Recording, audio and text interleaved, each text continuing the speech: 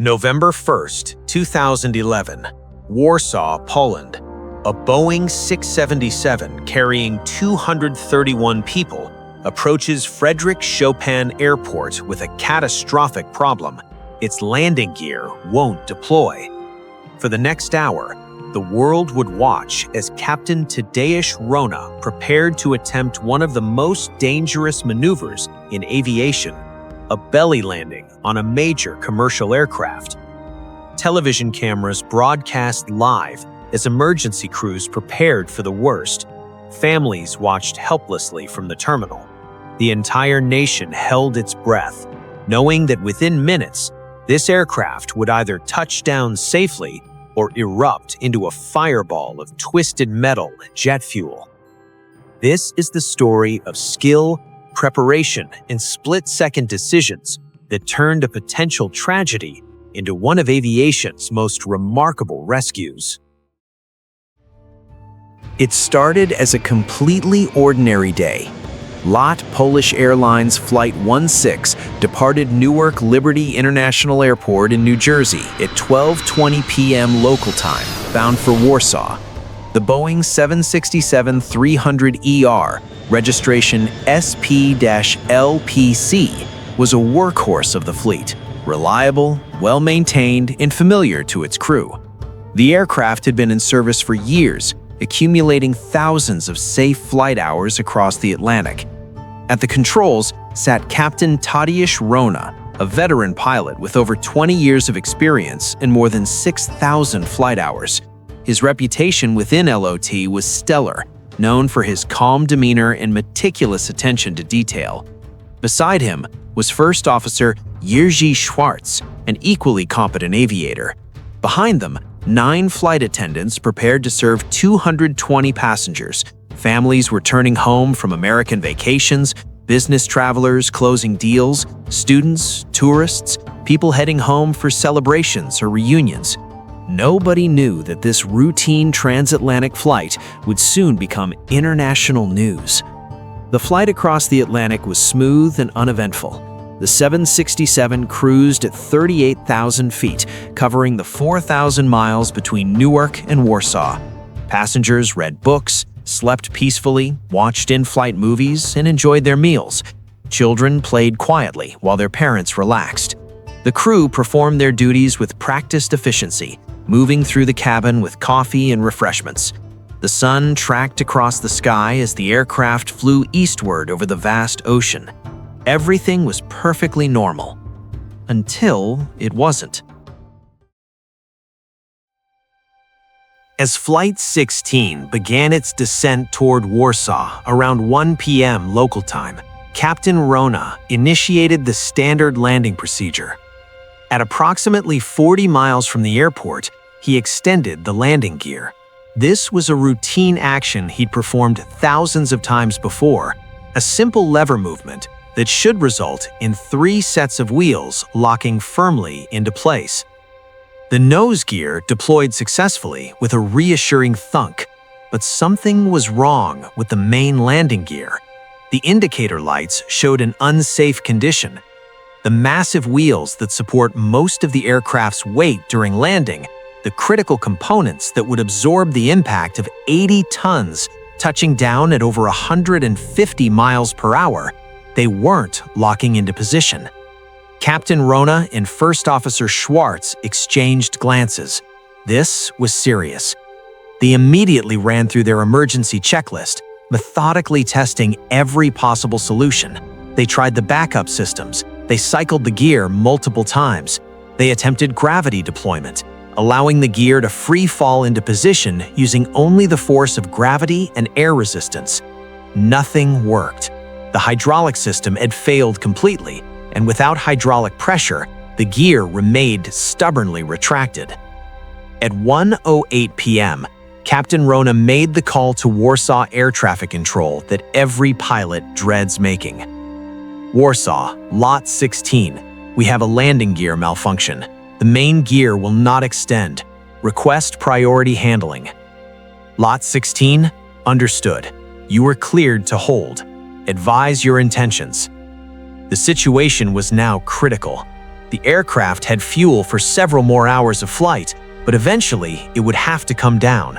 And when it did, it would be landing on its belly, with only the nose gear deployed, a scenario that could easily end in fire, explosion, or the aircraft breaking apart. The question wasn't if they would crash. The question was whether anyone would survive when they did. Captain Rudetta made a decision. Rather than rushing the landing, he would buy time. He requested a holding pattern over Warsaw, circling the airport while he, his crew, and ground personnel prepared for what was coming. This decision would prove crucial. Every minute spent in the air was a minute spent reducing risk.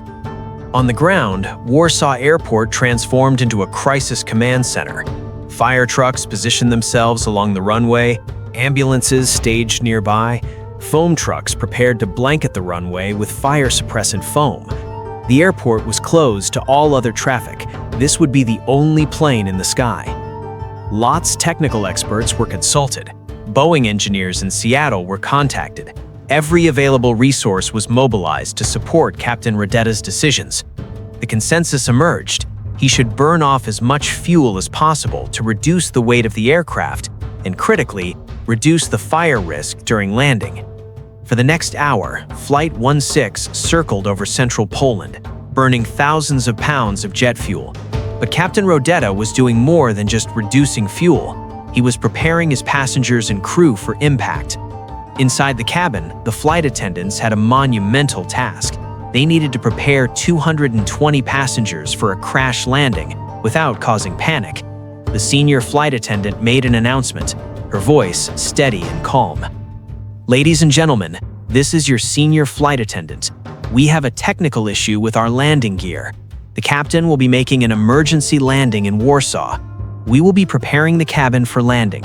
Please listen carefully to your flight attendants and follow all instructions exactly."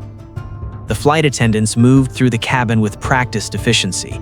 They demonstrated the brace position, heads down, hands clasped behind the head or grabbing ankles. They removed glasses, high heels, sharp objects. They identified the strongest male passengers and positioned them near emergency exits to help with evacuation.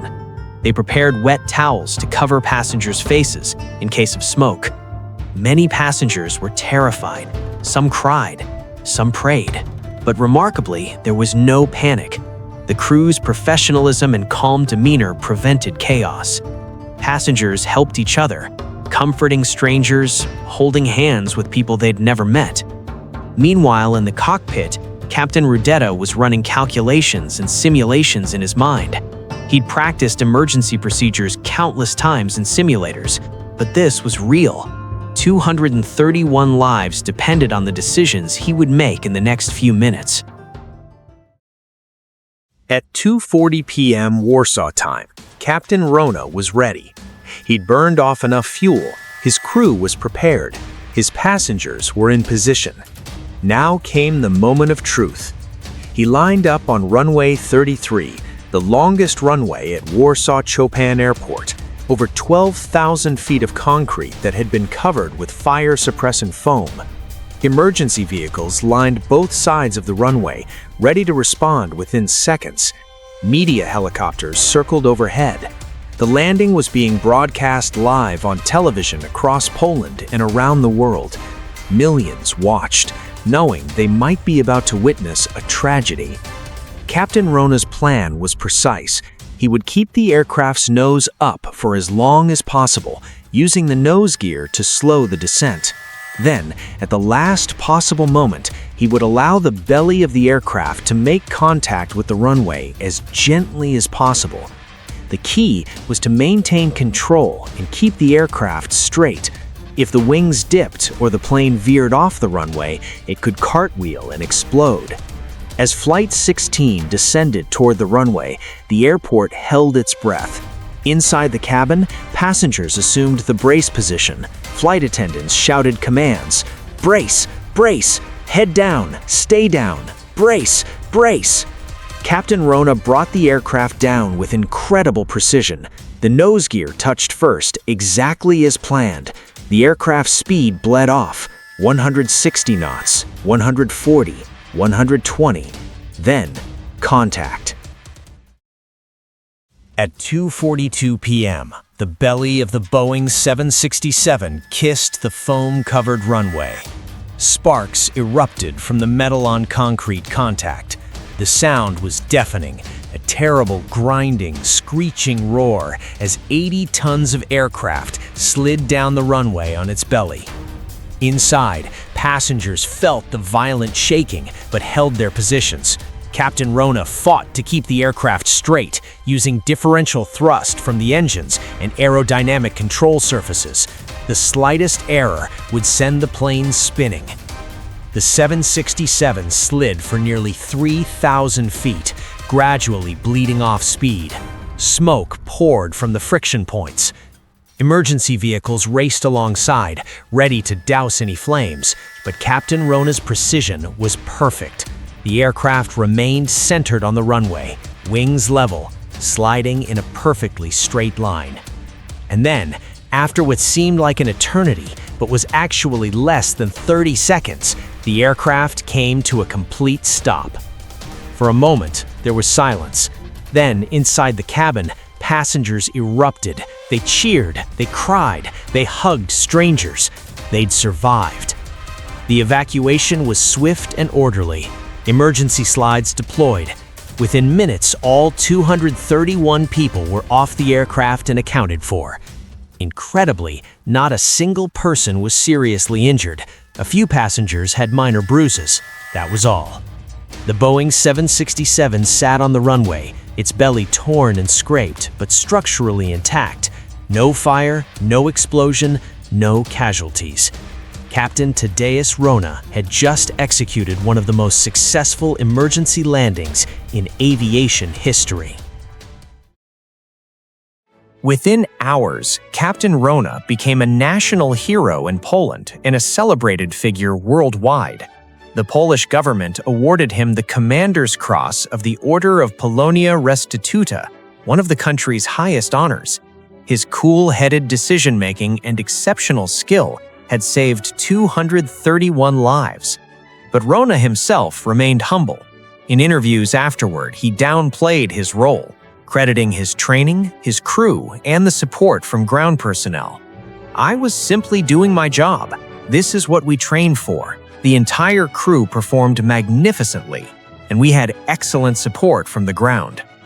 The investigation into the incident revealed that a failure in the hydraulic system had prevented the main landing gear from deploying. The specific cause was a leak in the hydraulic lines that led to a complete loss of pressure. It was a rare mechanical failure, but one that pilots are trained to handle. What made this incident remarkable wasn't just Captain Rona's skill, it was the entire system working together. The well-trained crew, the prepared emergency services, the thorough emergency procedures, the quality construction of the Boeing 767 itself, which held together under conditions it was never designed to endure. The aircraft, registration SPLPC, was damaged beyond economical repair and was eventually scrapped, but it had done its final job perfectly, protecting its passengers until the very end. Polish Airlines Flight 16 entered the history books not as a tragedy, but as a triumph. It's studied in aviation schools worldwide as an example of perfect crisis management. Captain Rona's decisions, buying time, burning fuel, maintaining calm, created the conditions for survival. The incident reinforced critical lessons in aviation safety, the importance of thorough training, the value of taking time when time is available, the power of crew coordination and teamwork. Today, all 231 passengers and crew from Flight 16 carry with them the memory of that day. Some keep in touch, bonded forever by their shared experience.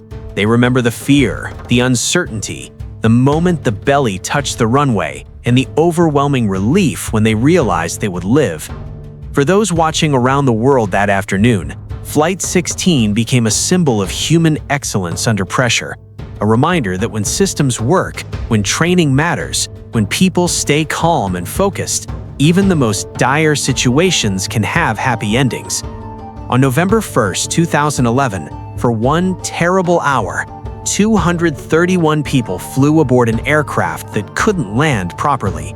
They were passengers on a flight where every outcome seemed catastrophic, where the margin for error was non-existent, where one wrong move, one miscalculation, one moment of panic could turn survival into disaster. But Captain Tadeusz Wrona, his crew, and everyone involved did everything right, and because of that, what should have been a tragedy became a miracle. What could have ended in flames ended in cheers.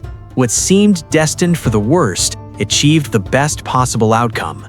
It was a day when training defeated terror, when skill conquered catastrophe, and when 231 souls found themselves suspended in that razor-thin margin between life and death.